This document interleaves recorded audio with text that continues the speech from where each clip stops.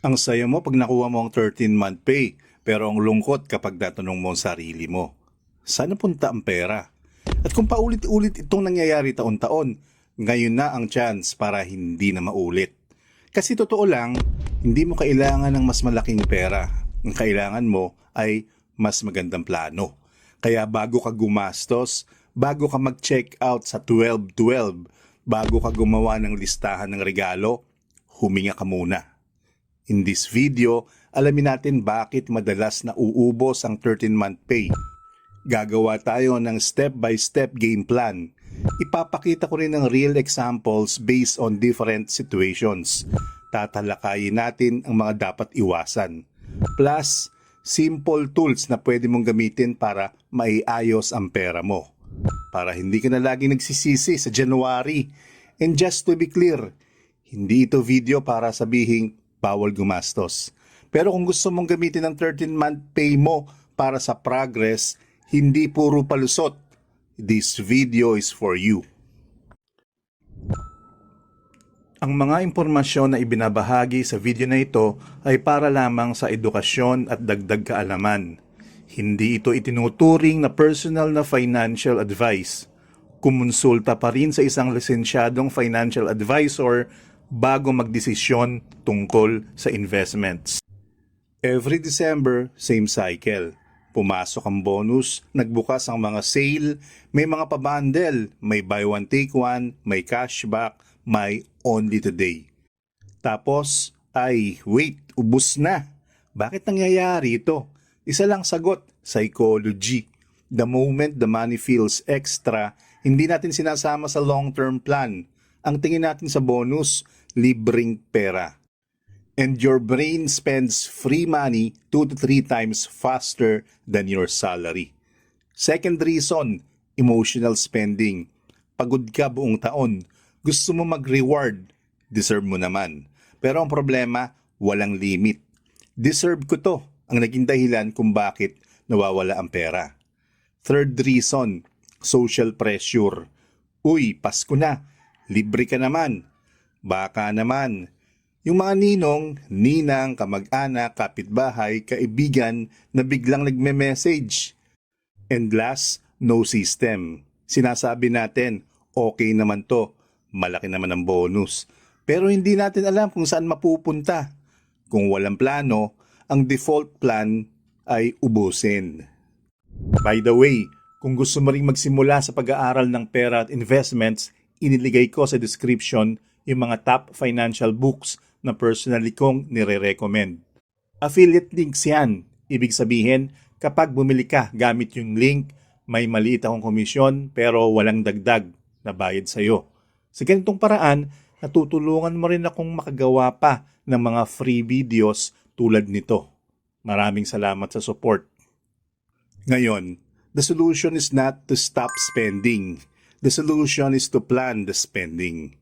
Here's a simple, practical, flexible 4-step strategy for your 13-month pay. Step 1, before anything else, pause and ask. May utang ba ako? May emergency fund ba ako? May naipon ba ako for 2025 bills? May pang-invest ba ako kahit konti? Then ask, nasaan ako ngayon? Sa sistemang ito, may 3 wealth stages. Una, survival, laging bitin. Pangalawa, stability, may natitira pero walang direksyon. Pangatlo, wealth building, intentional sa pera, may system. Hindi mo kailangan umabot sa stage 3 agad, but you need to know where you are para alam mo kung paano ka gagalaw. Step 2, smart allocation strategy. Ito ang simpleng breakdown na pwede mong sundan. 40% for financial security, tulad ng savings, emergency fund, insurance, prepaid expenses para sa next year, anything that protects you. 20% para sa debt clean-up.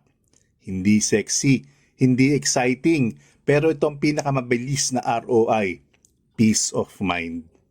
Another 20% para sa wealth building tulad ng pag-invest sa MP2, government bonds, digital banks, money market fund, bond, Stable, low risk, at beginner-friendly options. 10% para sa learning or skill development tulad ng mga libro, courses, online training, tools for business or career. Tandaan, level up money only works if you level up as a person. Then the last 10% para sa guilt-free reward. Yes, kasama talaga to. Pero ngayon, may limit. Controlled. Hindi ka magigilty kasi sorted na lahat. Remember, hindi ito restriction. This is balance. Step 3, automate and separate your money. Ito ang sikreto kung bakit gumagana ang mga plano ng may disiplina. Hindi sila umaasa sa willpower. Ginagawa nilang imposible ang overspending. Paano? Separate accounts, designated banks, auto-transfer, envelope system, digital man o physical, one account for bills, one for savings, one for spending, and one for investing. Kung iisang ATM lang ang gamit mo, expect mo na, ubos yan. Step 4, write a simple one-page plan. Hindi kailangan spreadsheet, hindi kailangan Excel skill. Isang papel lang o isang notes app. Isulat mo how much money you are receiving, where each percent goes, what accounts it will go, when you will transfer it, at ano ang deadline. Kung hindi mo sinusulat, hindi yan plano, pangarap lang yan. Let's turn this into real numbers. Example 1, minimum wage employee. Ang 13-month pay, 8,000 to 10,000 pesos. Ito ang allocation, 2,000 emergency fund, 2,000 debt, 1,000 MP2, 1,000 learning, 1,000 reward. Small progress, still progress.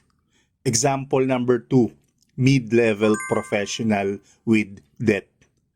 13-month pay, 25,000 pesos. Ito ang allocation, 10,000 debt, 5,000 security, 5,000 investment, 2,500 learning, at 2,500 reward. Next year, less debt equals more freedom. Example number 3, breadwinner. 13-month pay, 30,000 pesos. Ito ang allocation. 10,000 para sa family support, 8,000 para sa emergency, 5,000 para sa utang, 5,000 para sa investment, at 2,000 para sa reward. Hindi selfish ang magplano. Ang totoong malasakit, may budget and may future. Here are the practical tools na hindi intimidating. Google Sheets template, Money Manager or Spendy app, digital banks with pockets, GoTime for simple investing, MP2 for medium term, retail treasury bond for safety, bond funds for stable growth. Ang goal, kung mas madali ang system, mas mataas ang success rate. Now, what should you avoid? Mistake number 1, gumastos muna bago magplano. Mistake number 2, reward fund, meaning gamitin yung buong 13-month pay mo. Mistake number 3, overgiving out of guilt. Mistake number 4, investing sa hype without understanding. At mistake number 5, treating the bonus like one-time event instead of an opportunity. Hindi masama gumastos. Hindi nakakahiya magsabi ng hanggang dito lang ang budget ko. Hindi ka dapat magilty na inuuna mo ang sarili mong future. Ang pera hindi goal. Ang goal ay freedom. And freedom only happens with a system. So ngayon, bago ka mag-add to cart, bago ka magpadala ng regalong di mo kaya, bago ka mag-treat ng lahat ng tao except yourself, pause, plan, then spend with intention. Kung gusto mo simulan ng 2026 na hindi bit-bit ang stress, gawin mo to ngayon pa lang.